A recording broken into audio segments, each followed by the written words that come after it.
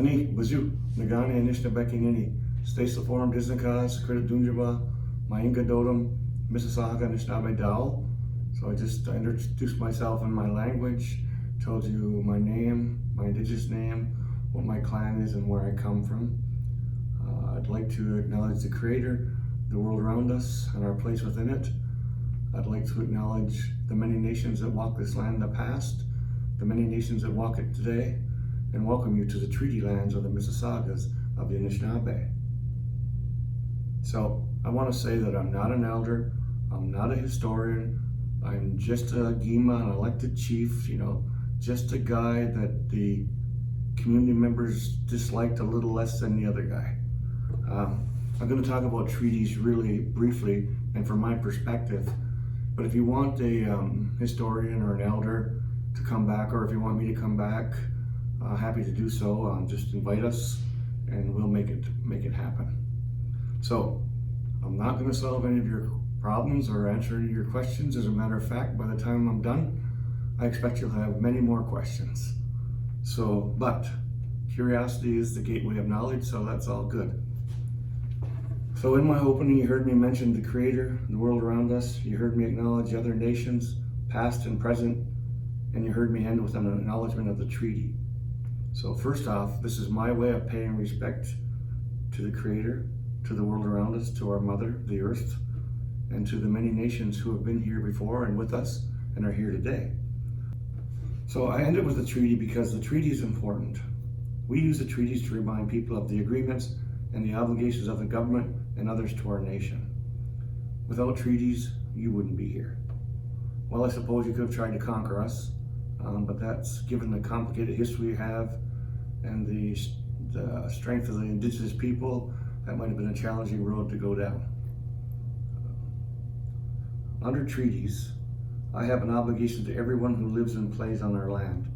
So when I talk about making things better for my people, I'm not just talking about only my people. I'm talking about everyone, to the best of my ability, to make arrangements and agreements that not only benefit my people, but other indigenous people and even non-indigenous people who live on this land.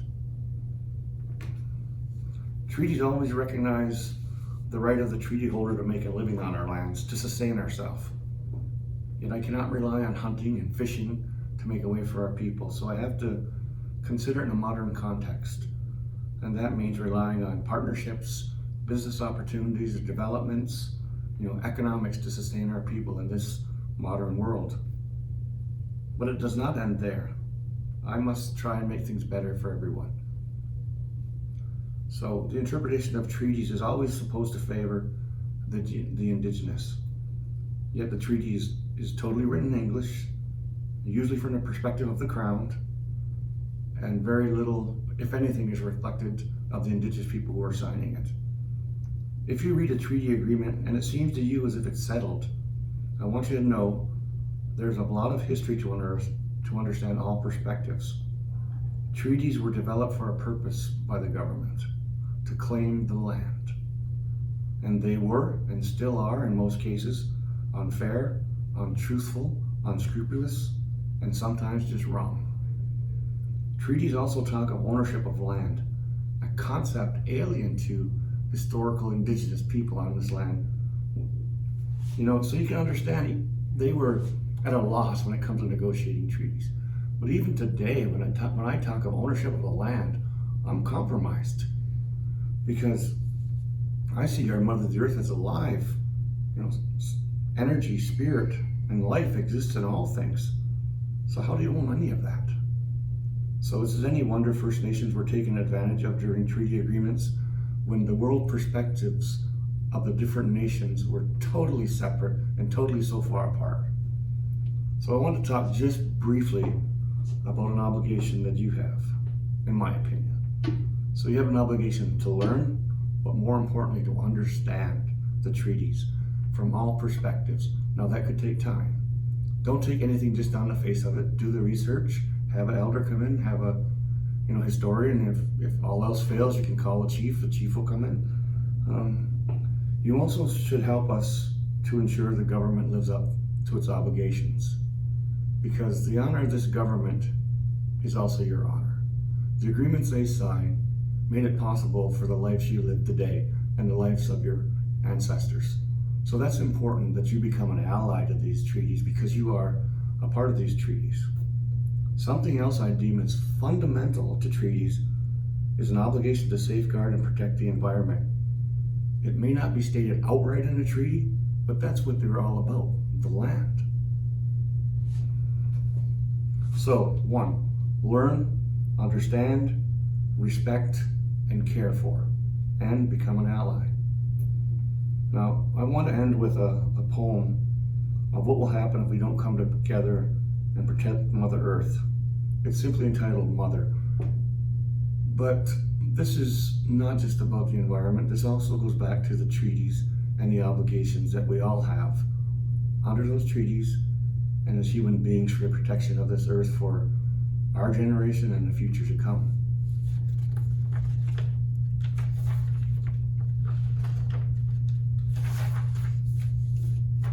Mother, why do you hurt me when I have nothing but love for you? I have seen you crawl from the dark into the light. I have watched you learn to walk and then to fly. I have seen you squabble and fight. I have cheered for you, and I have feared for you. I give freely of what is mine to give, yet you take more than I am able. You hurt me. More and more you ignore my pain and my cries. I am ancient, but I am not immortal. I have a time. Why do you seek to rob me of it? Through the years I have been here for you and yours, for your grandmothers and their grandmothers and their grandmothers. I would stay to see your children raise their children, but I cannot, for I am dying. I do not measure the passing of time as you do. Nevertheless, I know my time is coming, and it is soon. I love you, my children, but I fear I will fail you. And even though you have failed me first, anger is not in me, for I was created of love, as were you. Therefore, the toughest part of a goodbye is knowing that you cannot go on without me, that your time will end far too soon, and no one will know. This great journey, this grand adventure called humanity, will be undone as if it never existed. I will care for you as long as I am able. Yet when the rivers no longer flow, when the trees die, when the wind rages and the storms come, know that it is not my anger, it is the end of the love I can no longer give, the love you can no longer take. It is my end, and sadly, it is yours. Be safe, be heard, Mama Pete.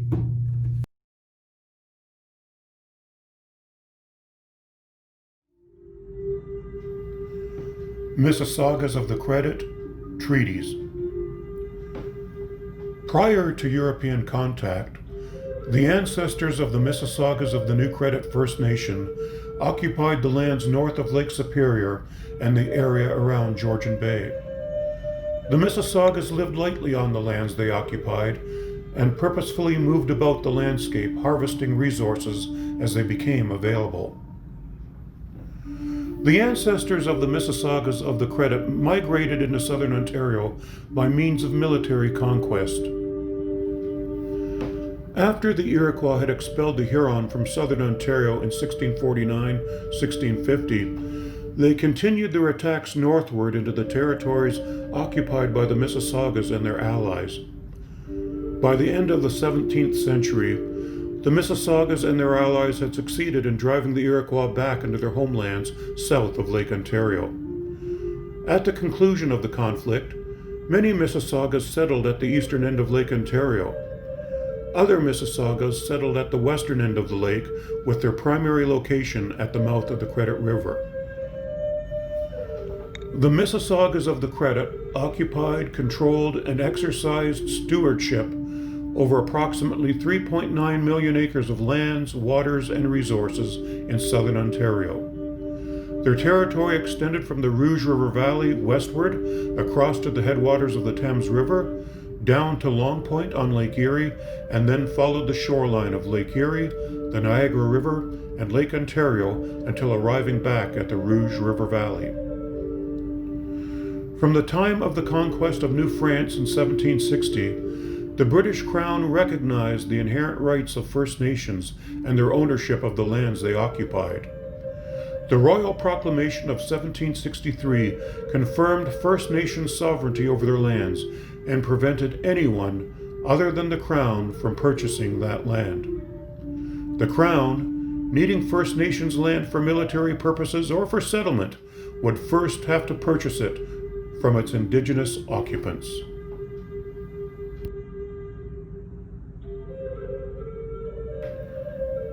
The American Revolution compelled the British Crown to search for secure transportation and communication lines to its western garrisons. The Crown also sought land for agricultural settlements as a means to help provision the western outposts.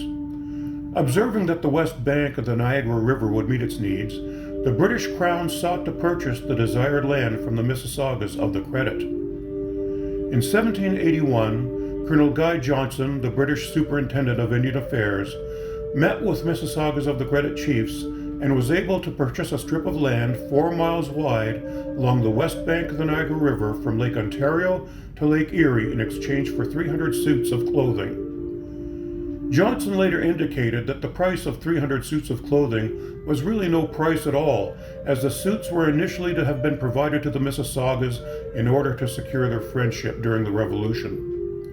For the Mississaugas, the Crown's purchase of the lands west of the Niagara River provided credibility to their claim that they were the rightful possessors of the lands they occupied. Major population centers found within the area of the Mississaugas Treaty at Niagara of 1781 include Niagara-on-the-Lake, Niagara Falls, and Fort Erie.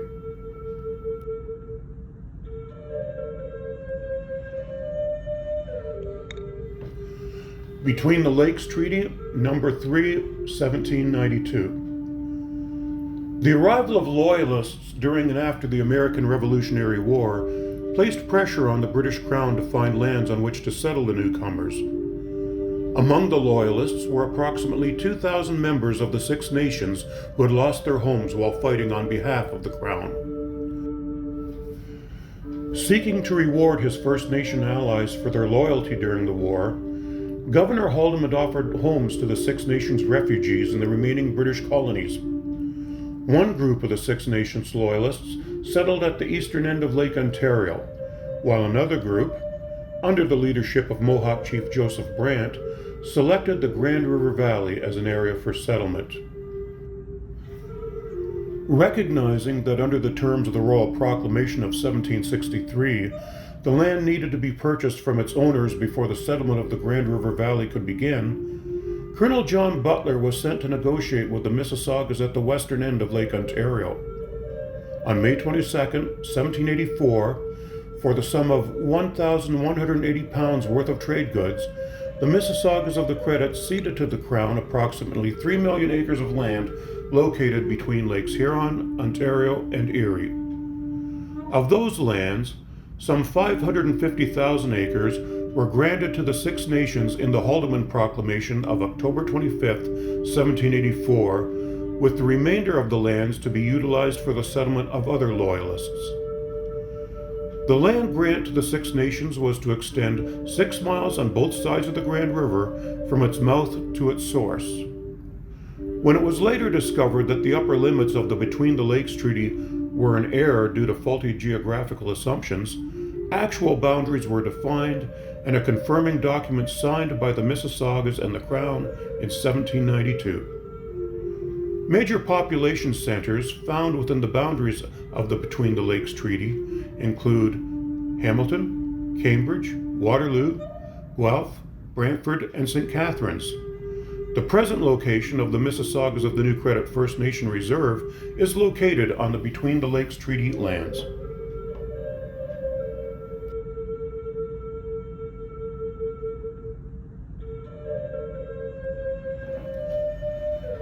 The Brant Tract Treaty, number 8, 1797. Mohawk Chief Joseph Brant, an ardent loyalist, led Six Nations warriors into battle on the side of the British during the American Revolution. Recognizing the great service Brant had rendered under the Crown during the conflict, the British allowed him a choice of land for his own use. Brant chose a tract of land containing 3,450 acres on which the present-day city of Burlington, Ontario is located. Governor Simcoe of Upper Canada gave instructions that the land chosen by Brant was to be purchased from the Mississaugas of the Credit by the Crown and then granted to Joseph Brant. In October 1795, a provisional agreement was reached wherein the Mississaugas sold the land for £100. The agreement was confirmed in 1797. In 1988, the Mississaugas of the Credit First Nation initiated a claim against the Government of Canada, alleging that the Crown had paid less than was originally promised when purchasing the Brant tract. The claim was settled in conjunction with the Toronto Purchase claim in 2010 for a sum of $145 million.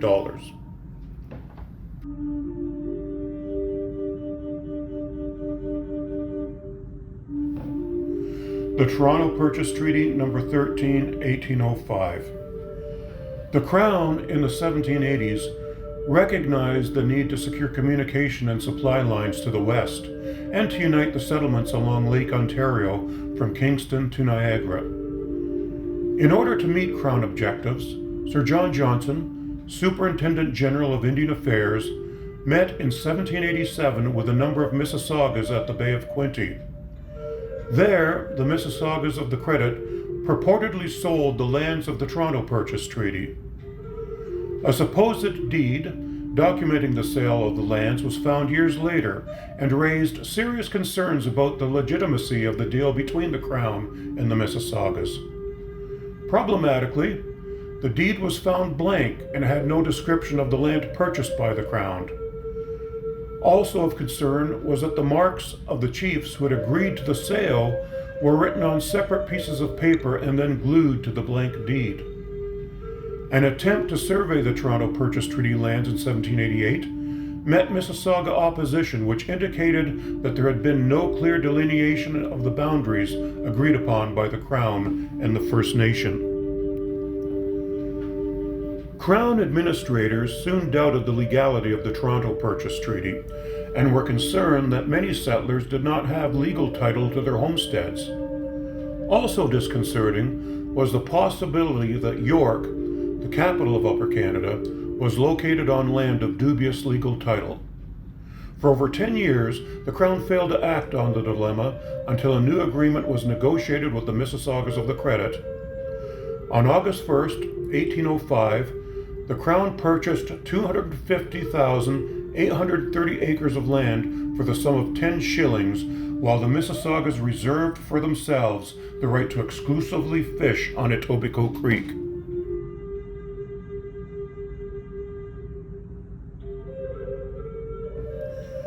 Head of the Lake Treaty, No. 14, 1806.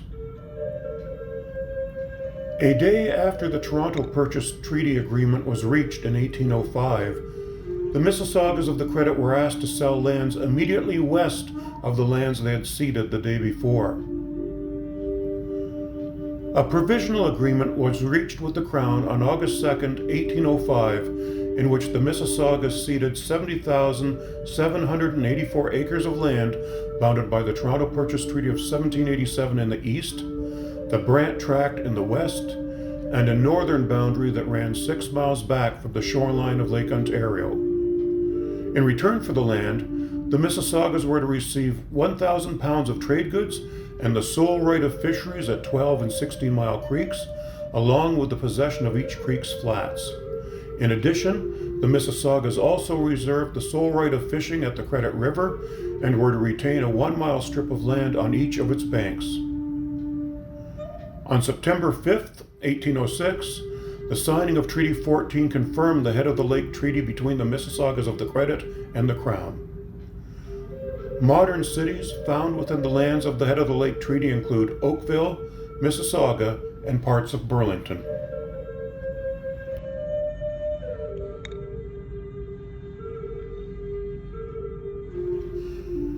Adjutants Treaty No. 19, 1818. In addition to the 3 small reserves located on the Lake Ontario shoreline, the Mississaugas of the Credit held 648,000 acres of land north of the head of the Lake Treaty lands and extending to the unceded territory of the Chippewa of Lakes Huron and Simcoe. In mid-October 1818, the Chippewa ceded their land to the Crown in the Lake Simcoe-Nottasulga Treaty, and by the end of October, the Crown sought to purchase the adjacent lands of the Mississaugas of the Credit. The Deputy Superintendent of the Indian Department, William Claus, met with the Mississaugas from October 27 through 29, 1818, and proposed that the Mississaugas sell their 648,000 acres of land in exchange for an annual amount of trade goods. The continuous inflow of settlers into their lands and fisheries had weakened the Mississaugas' traditional economy, leaving them in a state of impoverishment and with a rapidly declining population. In their enfeebled state, chief adjutants, on behalf of the assembled people, readily agreed to the sale of their lands for 522 pounds and 10 shillings of goods annually paid. Major cities found within the lands of the Adjutants' Treaty of 1818 include Brampton and Milton.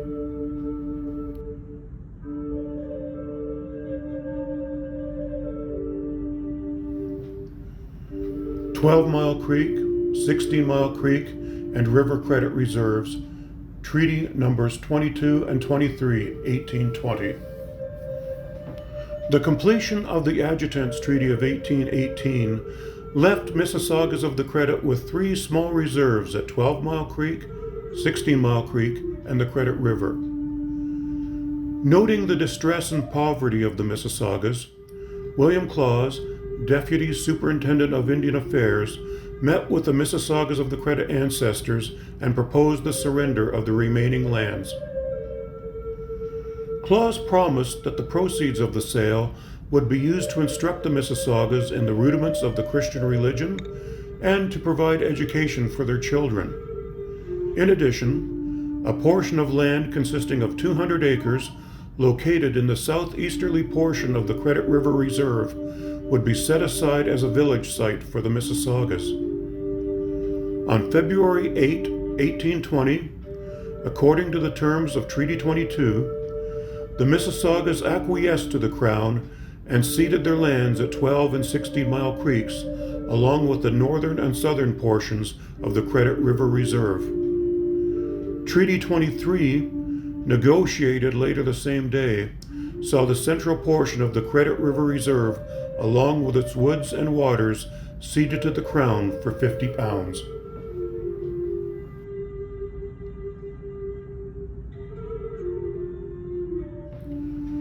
The Rouge Tract Claim, submitted in 2015. The ancestors of the Mississaugas of the Credit, as well as the ancestors of other Mississauga nations located in central Ontario, purportedly surrendered parts of their lands in the Gunshot Treaty of 1788. The lands in question ran alongside the north shore of Lake Ontario, from the Bay of Quinte to the eastern boundary of the 1787 Toronto Purchase. The northern boundary of the treaty was to be established at a distance as far back as one could hear the sound of a gunshot fired from the shore of Lake Ontario.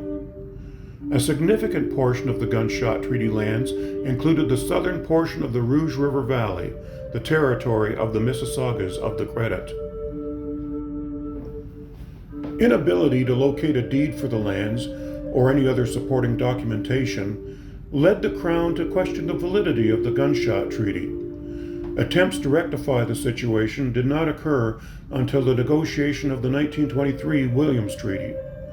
The Williams Treaty negotiations were to secure for the Crown unceded hunting lands belonging to the Mississauga and Chippewa nations of central Ontario. Belatedly included in the negotiations were the lands of the dubious Gunshot Treaty. Yet, the Mississaugas of the Credit were not included in negotiations and were even unaware that part of their territory was under discussion. When the negotiations were concluded by the Crown and the other First Nations, the Mississaugas of the Credit were not a signatory of the treaty. The Mississaugas of the Credit did not surrender their interest in the lands of the Gunshot Treaty, nor did they surrender title to any of their territory located within the Rouge River Valley Tract. The Mississaugas of the Credit claim unextinguished Aboriginal title to the Rouge River Valley Tract and submitted a claim in 2015 to the governments of Ontario and Canada seeking the return of those lands.